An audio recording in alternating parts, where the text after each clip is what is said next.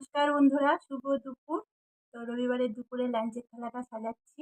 তো প্রথমে নিয়ে নিচ্ছি, দেখো থালার উপরে কলা পাতা, কলা পাতার উপরে নিয়ে নিচ্ছি একদম গরম গরম বাসন্তী পোলাও। তো অনেকদিন পরেই করলাম, তোমাদের কেমন লাগছে পোলাওটা দেখে জানাবে। তার সঙ্গে করে নিয়েছি বেগুনি। পোলাওয়ের সঙ্গে বেশি কিছু ভালো লাগে না, তাই ভাজাভুজি দিয়েই খাবো।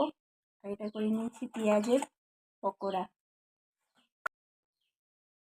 স্যালাডে নিয়ে নিয়েছি গোল গোল করে পেঁয়াজ, শসা, একটা লঙ্কা নিয়ে নিয়েছি, লেবুও নিয়ে নিয়েছি।